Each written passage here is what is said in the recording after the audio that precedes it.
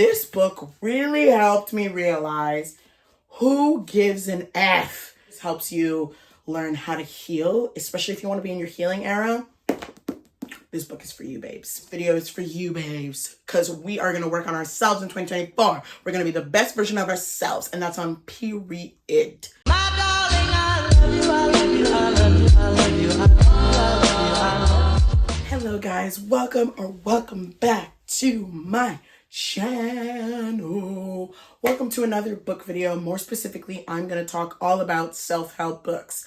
In my reading journey, I read a lot of self-help, self-development, especially when I did my self-care series on here, where I just focused on my self-care and personal development. So I thought I would share some of the books that helped me better myself, my mental health, physical health, and all that kind of good stuff. And I thought I would share in this video. So far, I've done a fantasy one, romance, graphic novel, books by Black authors or with Black main characters. So comment down below any other book recs or book videos that you guys want to see from me. But in today's video, we are going to be specifically talking about all self-help books. So if you're in the personal development mood and want to just like up your life, this video is for you, babes, because we are going to work on ourselves in 2024. We're going to be the best version of ourselves, and that's on period. So let's get into it, baby.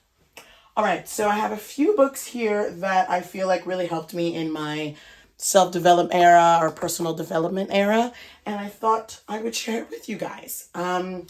In no particular order, it's kind of funny, the first book I'm going to talk about is How to Date Men When You Hate Men by Blythe Robertson. So if you are self-conscious when it comes to dating or are scared of men or just have had a bad relationship with men, I feel like this book is for you. It really just focuses on being the best version of yourself in order to attract that person. And I don't know, I feel like obviously it was a funny title and I just saw how pretty the book is and I decided to read it, and it was actually very interesting, and it just helped me understand that in order to attract that person, you first gotta date yourself, put yourself first, and kind of heal those past traumas that you've had with whoever you're attracted to. And yeah, it's a pretty interesting book, beautiful cover. And I feel like you learn a lot of things about dating yourself, and yeah, I love it. The book is really beautiful, first of all, and second of all, there's some really good insight on dating the opposite sex, but also just like focusing on yourself to attract and emulate that relationship, if that makes sense. I enjoyed this read. I read this a while ago, but yeah. Next book that I'm going to recommend is The Defining Decade: Why Your 20s Matter and How to Make the Most of Them Now. I've actually recommended this book to almost all my friends. This really just shows the importance of your 20s, but also to put less pressure. I feel like a lot of people are like, it's your 20s, this is your peak time. But I feel like this is also the time where you change the most. I'm 23 and I feel like I put so much pressure on myself that I need to do everything in my 20s because everybody says that this is your prime time. And I feel like this is a way of doing both, where yes, still enjoying your 20s, but also still doing things for your future, because there's nothing wrong with planning for your future, but also it's not the end all be all. And there's also importance in focusing on yourself, what you want to do, being in the present. I feel like this book helped me realize like, hey, it's good to have future goals, but it's also good to just have fun in the present. It's kind of a good thing to have things for your future self, but also things for your present self. And I feel like this book really helped me kind of focus in on that, but also to kind of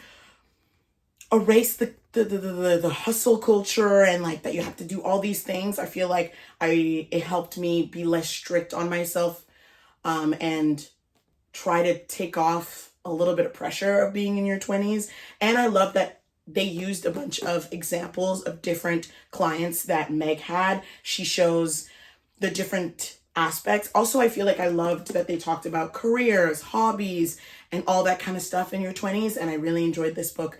And I feel like this is a book that I will continue reading multiple times in different phases of my life. And yeah, it has different aspects like work, which it shows here. There's also relationships, career, fear of the unknown, the brain, the body, especially that they say that your brain fully develops at 25. I think it was something like that. I feel like I learned a lot. There's also obviously like it's backed up by research, and she gives examples with her clients. So yeah, I really enjoyed this read, and I would recommend if you're kind of like in your 20s and you're like, what the hell am I going to do? And I actually feel like I want to do a series about being in my 20s and tackling fears, finances, life, and all that kind of good stuff. Let me know if you guys want me to do a in my 20s series. Cause yeah, so this book really helped me kind of hone in on, okay, what are my future goals, but also have some present things and be more present. So yeah. If you are a badass at making money, master the mindset of wealth. I read a lot of books about finances. Let me know if you guys want me to do a video just all about money books, because I do have that. But I still wanted to add one in the self-help, because it is still, money still helps self-help.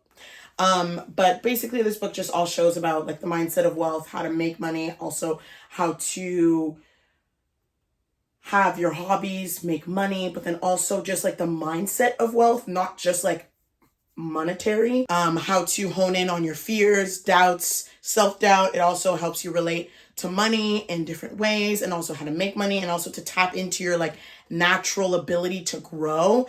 And yeah, I really enjoyed this book. So yeah, there's also You Are a Badass book by Jen Siro, which is all about like self-confidence and how to live your best life. So I feel like this is a perfect duo of like, this is like self-help development, and this is like money-wise. So I feel like if you want a cute little nice duo, I feel like I would recommend these two. This one is just about like your identity, figuring out what you want in life to change your self-sabotaging habits. And then this one's more like money and building wealth, and also like changing your mindset when it comes to money. So I feel like this is a nice little duo, and they're beautiful covers. This was recommended by my therapist. This book is all about self-compassion. It's called The Proven Power of Being Kind to Yourself, Self-Compassion by Kristen Neff. I am a person that is really, really, really hard on myself, and I bring myself down a lot when I don't do things that I told myself I would do. And I feel like this book really helps you be nice to yourself. Treat yourself like you're a friend. The way that you root for your friend, and the way that you would be like, hey, don't talk to yourself like that.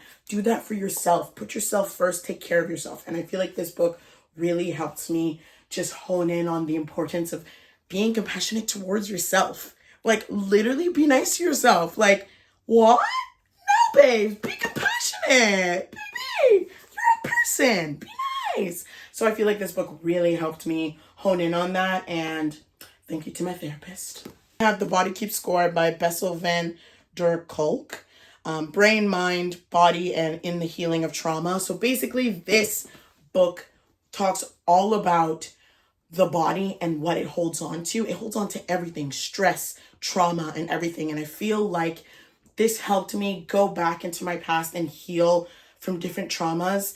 And I feel like this book, it's so well done, and it tells you like how the body holds on to everything. Even if you feel like you got over it, your body still holds on to the stress, to the examples. So, and it also really just talks more about trauma. And this was really well done. It also just helps you learn how to heal, especially if you want to be in your healing era.